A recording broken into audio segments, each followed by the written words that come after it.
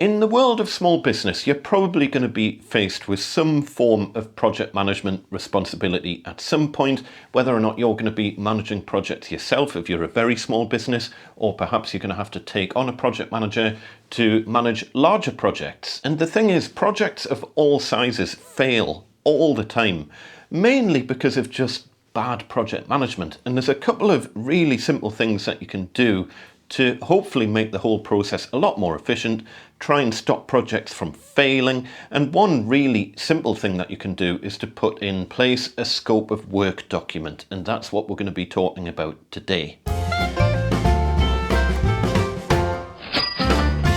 Hi folks, and welcome back to the Small Business Toolbox. I'm Andy Mack. I've been self-employed or running small businesses for pretty much my entire adult life. I've also worked in the corporate world a lot as well, and a lot of what I've learned in the corporate world I've brought into the realm of small businesses, because a lot of the processes, some of the processes can be pretty awful, but some of the processes can actually be genuinely useful. And one document that we used to use extensively for smaller projects was a scope of work document, and that's what I'm going to be talking about today. I'll take you through an example of how to fill one out. Obviously you can kind of alter things to suit your business, but you'll get the general idea of the purpose of it and why it's so critical to have a document like this in place. I am technically a qualified project manager, but please don't put any weight behind that whatsoever. In all honesty, I think project management qualifications don't really mean that much in the real world, because if you follow a lot of these kind of methodologies that they tell you to use when you're learning about project management, you'll spend all your time doing paperwork rather than getting the actual job done. And I think a good project manager is much more about just being a good people person, having a good handle on the different skills needed to do a project, and being able to manage all those resources to make sure that the most skilled people and the most appropriate people are doing their job at the correct time, and hopefully they're not getting bogged down with paperwork that the project manager could potentially be doing. Having the ability to visualize a project all the way from the start, all the way through the end, and making sure you've got all the resources on board and singing off the same hymn sheet is absolutely critical to project success, no matter what size the project is. Now, just to kind of set the tone of where I'm aiming this video, we're not talking generally about kind of one-man bands. You know, if you're a plumber or an electrician or something like that, you're probably not going to need to project manage things to this extent, unless you're going to be doing some really big fit out of like a shop or industrial unit or something like that, where you are going to need to have a handle on lots of different resources all doing different things at the same time. Have this in the back of your mind as a thing that you can potentially make use of, but don't worry about it too much yet. And on the flip side, I'm not going to be talking about managing really big projects, because that would be opening a whole new can of worms. Do let us know in the comments if that would be an interesting topic to cover at a later date, and do hit subscribe, because I have managed big projects in my time, and yeah, they are, oh man, I can give you a lot of tips as to how to either run a project or how not to run a project, because I've seen some really badly run projects in my time. But really, this scope of work process is more aimed at your smaller projects that maybe last, what, a half day or a day, probably maximum a week, depends on the nature of the project. I'll try and think of a few examples off the top of my head. So if you were an IT company, it could be something like a customer has opened a new office and they need to move all of their computers from the old office to the new office, and you need to handle that for the customer, and you need to make sure it all goes according to plan in a very kind of set time frame. You could also use this process for managing kind of building projects, I guess. Although, to be fair, my experience of building projects, you're lucky if you can get an email from the builder, never mind a full kind of project management plan. But there are good builders out there who do take the project management side of things a little bit more seriously. Another example could be that you run a gym and you're going to be getting some new equipment installed, and you're going to have to coordinate between the suppliers and keeping the gym open, and maybe an area of the gym that's going to get kind of renovated to hold the new equipment and stuff like that. So kind of smaller projects that don't run on for months and months and months, that don't involve massive corporate teams, because, as I say, that gets into a different realm of project management. And as I say, the key document that can keep things running smoothly is what's known as a scope of work document. And basically all it does is it kind of sets the tone of what is going to be happening on that particular project at a very high level, the key staff members who are going to be involved, any prerequisites, and it gets the customer to sign off on it in advance of the job being done. And it avoids the possibility later down the line of starting the project and finding out that the customer hasn't prepared things properly, and therefore you need to stop halfway through, and that's what causes delays, because then you need to try and reschedule it in around other jobs where the customer has done the things that they were supposed to do before the project started. So I'll take you through an example scope of work document. Nothing in this is set in stone. You would alter this document to suit the needs of your business, because every business is slightly different, but hopefully you can pick up enough from it that it can kind of spark some ideas in your head as to how this could be useful for your business. So here's an example scope of work document that you could use or you can modify to suit your needs. Basically, the way this is designed is that it'll print out to 2 sheets of A4 paper, and it'll kind of look like this. Obviously it could run over more than 2 pages if you want to add a bit extra detail into it, but for simpler projects this is probably more than enough. As per usual, if you're a member of the Small Business Toolbox website, you can download this template and play with it to your heart's content, or you can just make one yourself. It's not exactly rocket science, but obviously if you don't want the hassle of making your own version from scratch, just head over to smallbusinesstoolbox.uk, click join, and you can sign up or log in if you've already signed up and you've got a username and password. And then if you just go to the members only section and all downloads, then you can scroll down and you can download it either in Excel format, there it is there, scope of work Excel format, or if you scroll a bit further down you can download it in open document format as well, and I believe I did do a sample one as a PDF as well, so if you want to see one completed, there's a sample one there. We'll go through that in a minute. But basically the sort of information that you might want to think about logging is obviously your customer details, so the company name, customer address, customer contact, their phone number, email address, all that sort of thing. A little bit of information about the job, so just a very high level overview of what the job is. So a job title, who the account manager is on your side, on the supplier side, who your technical representative is, because they might be different to the account manager who looks after this particular customer. And then you might also want to cross-reference to a quotation that you've given the customer, so you could put the quotation number in there. If you've got some sort of CRM or a job management system, you might want to put a reference to the job in there, like if you've got a job reference number. We've got the all-important revision number, which obviously we're going to start on version 1.0, but over time, on more complex projects, you might be issuing multiple versions of this scope of work document, in which case you would increment the revision number as needed. And then we've got the last revision date, which is obviously the date that the document was last changed. We've got a little bit of extra information here that you can obviously change to suit your business, but I've just mentioned what our business operational hours are. I'll take you through exactly what I've put in this one. So I've put our hours of business are from 9 to 5, Monday to Friday. Installation required outside these times might incur an additional charge. Please note that it's sometimes necessary for our engineers to work outside standard working hours in order to complete a job on time. Contingency time may be called upon when necessary. Under normal circumstances, the job will be invoiced on completion as per the quotation reference above. So as I say, just change the wording of that to suit your business. The site details section, this is one of the most important parts, because this is who is going to be doing the work on site. So installation project owner, who's managing it on your side, on the supplier side, so their telephone number and email address.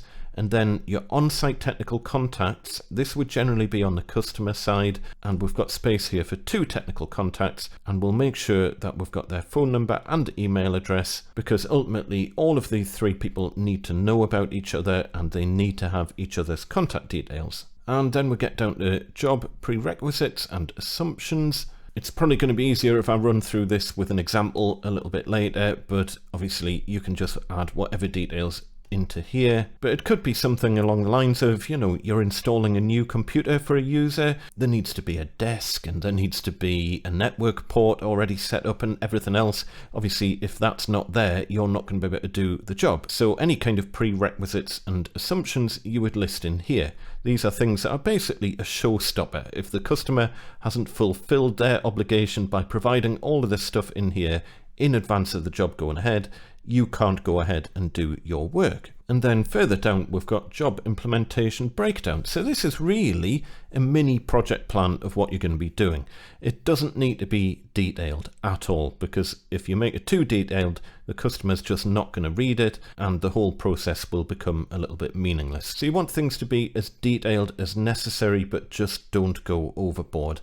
And then we've got a job implementation timeline as well. So how long you expect the job to take, if you're going to be putting specific time frames in about maybe a system is going offline for a period of time, you would put all of that information in here. And then we'll get to the scope of work checks further down. And by the way, we would always refer to this document as a SOW. Have you got the SOW for that job? Is it ready? So who prepared the scope of work, when it was prepared, has it been checked by a technical contact on your side, on the supplier side, and is it worthy of being checked by a managerial contact as well? So for more kind of critical work, bigger projects, you're probably going to want technical and managerial sign-off to make sure everyone is kind of singing off the same hymn sheet. And then finally, we'll get to the job sign-off, which is basically the customer saying that they're happy with everything in the SOW and they're happy for the work to go ahead as per the way that you've detailed it. And this is the key bit that the customer has to sign off on. So we're going to have a customer name, signature, what position they're in the company, a date of when it was signed, and obviously the company name as well. And we're saying here, I accept that the scope of work indicated in this document is acceptable and that all prerequisites will be met at relevant milestones as requested by, and then put in your company name. I accept that additional installation time caused by non-compliance with the above may be chargeable. So let's go through an example where I've filled a scope of work in, and we're assuming that this is for the installation of 5 new management PCs for this particular customer. So we're basically pretending that we are some sort of IT company who sells computers to businesses. But obviously this could potentially work for any industry. And the whole idea of it is that any prerequisites are getting signed off in advance. So obviously we've got the customer name here, company name, address, who the customer contact is, John Brown, and their phone number and their email address. This is all just made up, by the way, so yeah.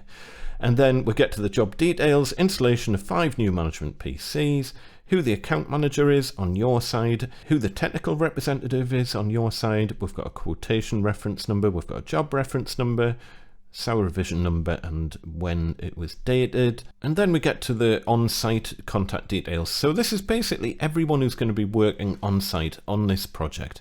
So we've got the installation project owner, who in this case is going to be the same as our technical representative here, Arthur Smith. And we've got 2 contacts for technical people on site on the customer side as well. So these are all kind of key people in the project who need to know about each other's existence. Then we get down to job prerequisites and assumptions. So all we've said here is that full access will be required to the rooms where the new PCs are being deployed. We've also mentioned network points. We're assuming at least 1 live network point will be provided within 3 meters of the desired installation location of the PCs. We will provide a single 5-meter Ethernet cable per PC.